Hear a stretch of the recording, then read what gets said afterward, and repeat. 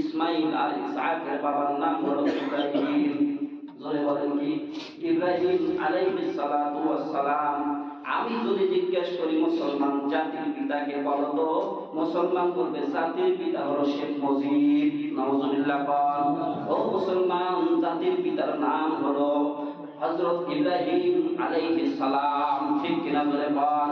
জাতির পিতার নাম হলো আদম আলাইহিস সালাতু ওয়াস সালাম। মুসা আলাইহিস সালাতু ওয়াস সালামের কথা বলতেছিলাম। বনি ইসরাইলের নবীর নাম হযরত মুসা। ওই মুসা আলাইহিস সালাতু ওয়াস সালাম বড় নবী ছিলেন, অনেক রাগান্বিত নবী ছিলেন। ও মুসলমান, আমি এই মুসা নবীর আলোচনা করার আগে একটা কথা বুঝাইতে চাই। মুসলমান ভাইরা, এখন যদি রাত্র 12টার সময় আজরাইল আলাইহিস সালাতু ওয়াস সালাম আপনার কাছে আসে, আসার অনুমতি আছে না নাই? জোরে বল, জোরে বল। রাত্রি 12টার সময় আপনার কাছে মালাকুল মউত আজরাইল আসার অনুমতি আছে না নাই? জোরে বল। যে কোনো সময় আসার অনুমতি আমার আল্লাহ মালাকুল মউত আজরাইল রেখেছেন। ঠিক না ভাই? জোরে বল। কিন্তু রাত্রি 12টার সময় অথবা রাত্রি 2টার সময় আপনার বাড়িতে মালাকুল মউত আজরাইল আসে, ওই সময় যদি মালাকুল মউতের পাওটা ধরে বলেন, ভাই মালাকুল মউত রে, ও ভাই মালাকুল মউত, ইমাম সাহেব 2 দিনের ছুটিতে বাড়ি গেছে, 2 দিন পর আসিস, এসে আমার রুহটা বের করে নিয়ে যাস। আমি ইমাম সাহেব যদি বাড়ি থেকে আসে একটু তওবা করাবো, একটু তওবা করাইবো, আমার একটু ইমাম সাহেবের কাছে তওবা করা লাগবে। বলেন তো ভাই, মালাকুল মউত কি কোনো কথা শুনবে নাকি? মালাকুল মউত এমন একজন ফেরেশতা, এই মালাকুল মউত কারো কথা শুনে না। মালাকুল মউত এমন একজন ফেরেশতা, যে সময় আসে ওই সময় রূহ বের করে নিয়ে যায়। এই পর আমার আল্লাহ মালাকুল মউতকে দিয়েছেন। কথা ঠিক না বেশি? ও মুসলমান ভাইরা, আপনাদের দায়িত্বপুরিয়াতে মাদ্রাসা আছে, নুরানি মাদ্রাসা, হাফেজিয়া মাদ্রাসা ভর্তি চলতেছে। সন্তানটাকে আলেম বানান। হয়তো ভাই এই ওসিলা করে কঠিন আমাদের ময়দানে আমার আল্লাহ রাব্বুল আলামিন আপনাকে মাফ করে দিতে পারেন। পারেন কি পারেন না? বলে বল। ও মুসলমান ভাইরা, তারপর বলবেন চিন্তা করেন না, তারপর বলবি আজকে আছে কালকে নাই। আপনার সন্তানটা যদি বড় আলেম হয়, আপনি মারা যাবেন, আপনার পাশে বসে বসে কোরআন তেলাওয়াত করবে, আপনার পাশে বসে বসে সূরা ইয়াসিন তেলাওয়াত করবে। হয়তো আমার আল্লাহ রাব্বুল আলামিন মৃত্যুর যন্ত্রণাটা এর ওসিলায় কম করে দিতে পারেন কিনা?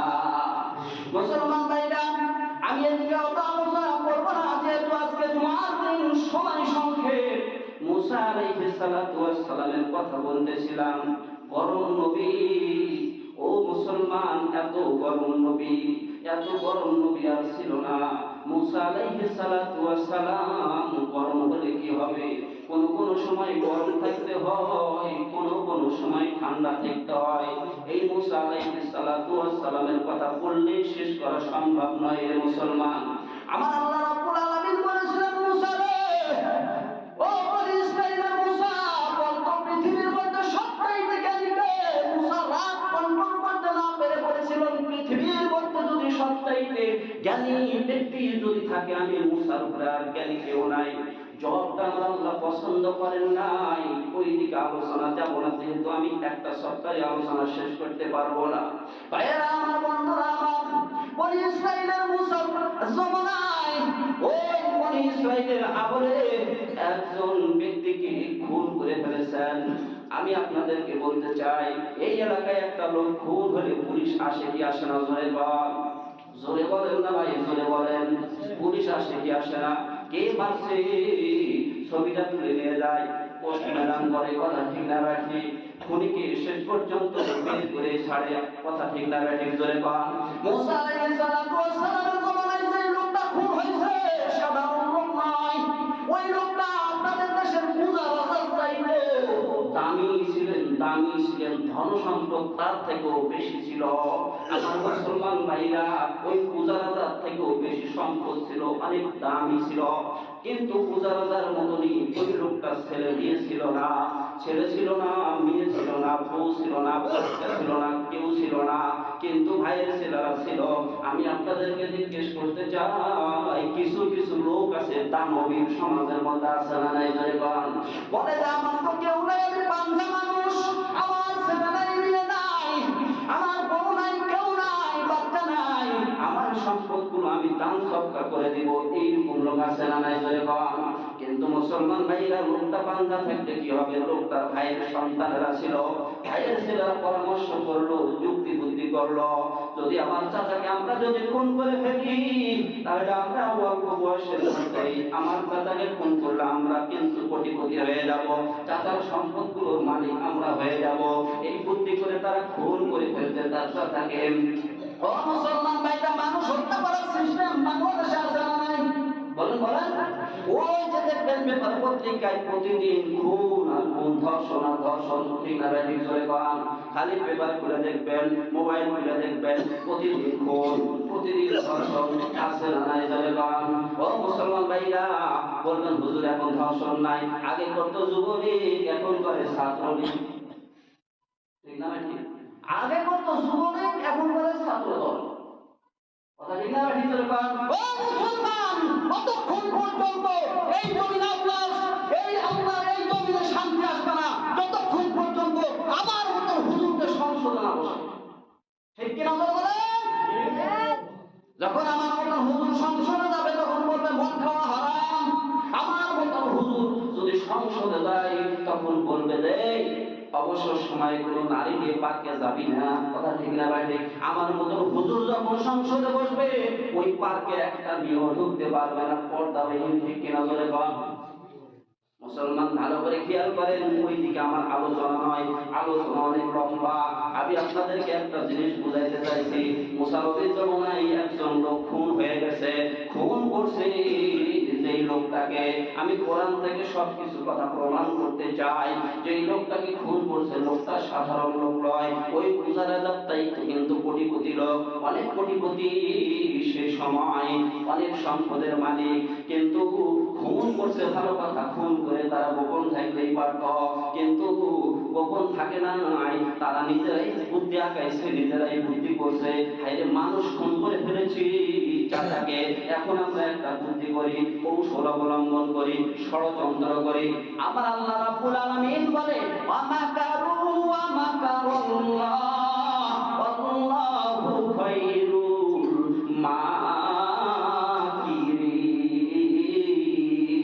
ইতিপূর্বে সরকার এসেছিল, হেফাজত শেষ, জামাত ইসলাম শেষ, চরমনাই শেষ, সব শেষ করে হারাইছে, মনে করছে এখন আমার বাংলাদেশ করা ঠিক পারে নাই থাকতে, পারছে নাকি? জোরে পান, পারে নাই রে ভাই। ও মুসলমান, আমার আল্লাহ কোরআনে বলে দিয়েছেন তোমরা যত ষড়যন্ত্র করবা আমি তত কৌশল অবলম্বন করব।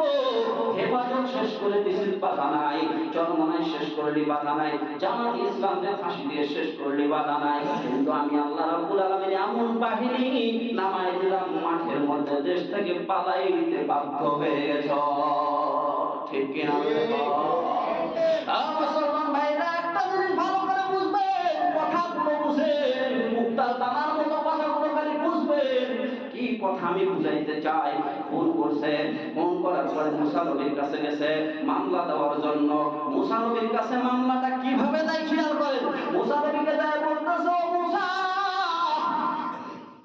আমাদের এলাকায় একটা লোক খুন হয়েছে, খুন। মুসা নবী বলে লোকটাকে, বলে আমাদের চাচা, কারা জানি খুন করে ফেলেছে, খুন। মুসা আলাইহিস সালাতু ওয়াস সালাম বলতেছে, শোনো, তোমার চাচাকে কারা খুন করেছে এটা আমি বলতে পারবো না, আমাকে বের করার জন্য কে খুন করলো, কারা খুন করলো, এই জন্য আমার আল্লাহকে একটু বলা লাগবে, জোরে বলেন সুবহানাল্লাহ। ও মুসলমান ভাইরা, ভালো করে খেয়াল করেন, ওই বনি ইসরাইলের লোকগুলো জানতো না যে মুসা নবী আল্লাহর সাথে সম্পর্ক, বলা ঠিক না ঠিক?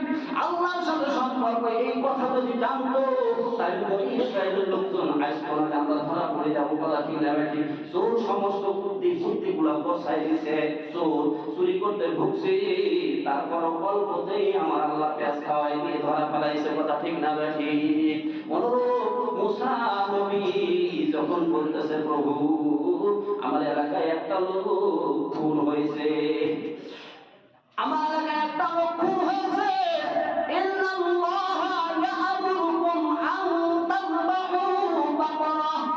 আমার আল্লাহর কাছে যখন বলছে আল্লাহ একটা লোক খুন হয়েছে আমার আল্লাহ রাব্বুল আলামিন বলেন মুসা নবী রে ইন্নাল্লাহা ইয়া'মুরুকুম আন তাযবাহু বাকারা তোমার উম্মতদেরকে তুমি বলো কে খুন করছে কারা খুন করছে এটা পাওয়া যাবে কিন্তু একটা কাজ করা লাগবে কি কাজ ইন্নাল্লাহা নিশ্চয় আল্লাহ তাআলা ইয়া'মুরুকুম আদেশ করছেন আন তাযবাহু বাকারা তুমি বলো বনি ইসরাইলের লোকেরা তোমার চাচাকে কারা খুন করলো এটা বের করা যাবে একটা কাজ করা লাগবে কি কাজ একটা দুধের গরু জবাই করা লাগবে জোরে বলুন সুবহানাল্লাহ এখন বলবেন হুজুর দুধের গরু জবাই করার জন্য আমার এই চাচাকে খুন করার মধ্যে রহস্য কি বনি ইসরাইলের ওইরকম প্রশ্ন তারা করেছিল মুসা নবীকে প্রশ্ন করেছিল নবীজি আমার চাচাকে খুন করেছে কারা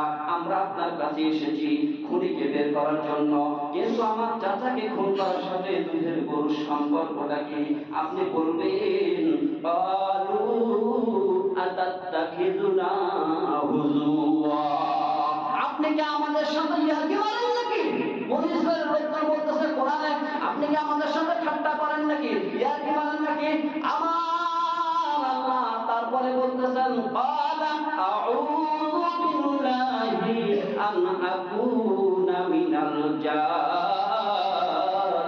জাহিলিন জোরে বলেন আল্লাহু আকবার মুসা আলাইহিস সালাম বললেন বনি ইসরাইলরা মুখ সামলাইয়া কথা বল থাপ্পড় মেরে দাঁত ফালাই কথা বলে কি বলেন আমাদের সমাজ জোরে পান রাগান্বিত হয়ে গেল থাপ্পড় মেরে দাঁত ফালাই মুকার মুখ তুই জানোস মুসা আলাইহিস সালাম রাগান্বিত হয়ে বললেন ও জাহেলের দলেরা ভালো করে কথাগুলো শুনেন রে ভাই মুসা নবী বলতেছে নবীরা কোনোদিন ঠাট্টা করে না নবীরা কোনোদিন মশকারি করে না ও জাহেলের দল মুখ সামলাইয়া কথা বল নবীরা ঘুমায় থাকে ঘুমের ঘরে যেটা দেখে সেটাও আল্লাহর ওহী হয় জোরে আল্লাহু আকবার ভাইরা আমার এখন বনি ইসরাইলের লোকজন বলে হাই রে হাই কি লাগাইলাম না আইলেই তো ভালো ছিল আইলাম কেন এখন নিচে এসে বিপদের মধ্যে পড়ে গেছে বিপদ থেকে কেমনে এখান থেকে সরে যাবে ওই বুদ্ধি তারা করতেছে কথা বুঝেন আমি কিন্তু বলছি ওয়ামাকারু ওয়ামাকারুল্লাহ ওয়াল্লাহু খায়রুল মাকিরিন যতই ষড়যন্ত্র করবি ততই বিপদে পড়বি কথা ঠিক না ঠিক কারণ উত্তম কৌশলী হলেন আমার আল্লাহ ঠিক না ঠিক জোরে পান আমাদের দেশে আমরা বলি যত জ্বালাবি ততই কিন্তু পুড়াবি বনি ইসরাইলের লোকজন বলতেছেন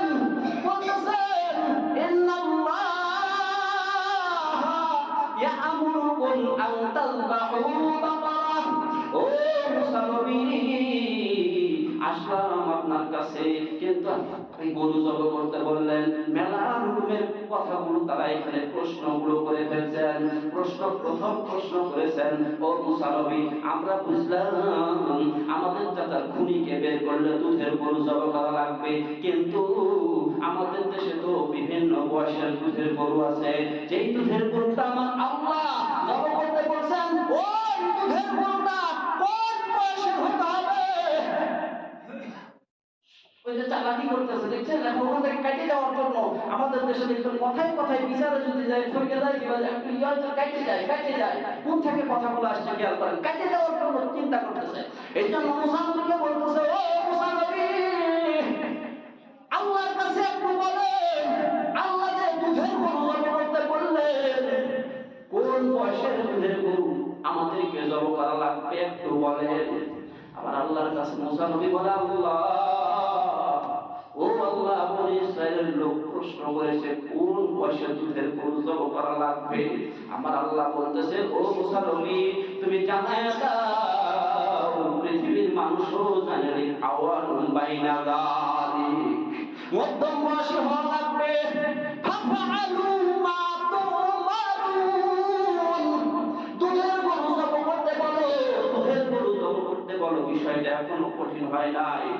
মুসা নবী বলতেছে বনি ইসরায়েলের লোকজনকে বলতেছে গরু জব করা লাগবে, একটু বুড়া হলেও চলবে না, একটু অল্প বয়সী হলেও চলবে না, আওয়ানুন বাইনা যালিক, মধ্যম বয়সী হওয়া লাগবে। আবার প্রশ্ন করে বসছে, মানে ওখান থেকে কাটে যাওয়ার চিন্তায় বলতেছে মুসা নবী, বয়সটা তো বুঝলাম, এখনো ক্লিয়ার বুঝি নাই। আবার একটু আল্লাহর কাছে বলেন, যেই গরুটা জব করার জন্য যেই গরুটা আল্লাহ জব করার জন্য বলছেন, ওই গরুটা কোন রঙের হবে, কোন রঙের হবে? বয়সটা তো বুঝলাম, রঙটা ক্লিয়ার বুঝি নাই। আবার মুসা নবী বলে, আল্লাহ, কোন বয়সের গরু জব করা লাগবে? আবার আল্লাহ বলে, তুমি বলে দাও, ফাঁকে উল্লাউনুহা তাসুরুন নাযিরিন। ও মুসা নবী, তোমার উম্মতদেরকে বলে দাও, যেই দুধের গরুটা জব করা লাগবে, ওই দুধের গরুটা হতে হবে একবারে গাঢ় হলদে রঙের, অন্য কোন রং হলে চলবে না, একটু জায়গা কালা হলে চলবে না, একটু জায়গা সাদা হলে চলবে না, হলুদ রঙের গাভী। আবার প্রশ্ন করে বসছে, বলতেছে মুসা নবী, রংটা তো বুঝলাম, বয়সটা তো বুঝলাম, এখনো ক্লিয়ার বুঝি না। কোরআন থেকে কথা বলতেছি ভাই, কোরআন থেকে বলতেছে এখনো ক্লিয়ার বুঝি না, এখনো ক্লিয়ার বুঝি না। ভালো করে কথাগুলো বুঝবেন, ভালো করে কথাগুলো বুঝবেন। এখনো ক্লিয়ার বুঝি না, একটু ক্লিয়ার বুঝান। কেমনি ক্লিয়ার? বলে বয়স বুঝাইলাম, রং বুঝাইলাম, আর কি বুঝতে চাও?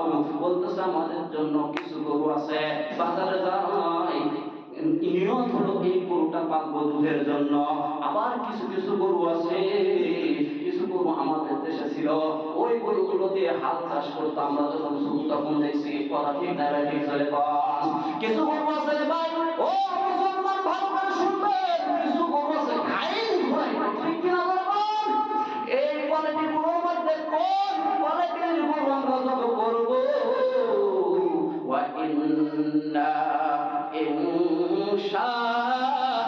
ইনশাআল্লাহু লামুহতাদুন, ইনশাআল্লাহ এবার আমরা বুঝবো। সুবহানাল্লাহ।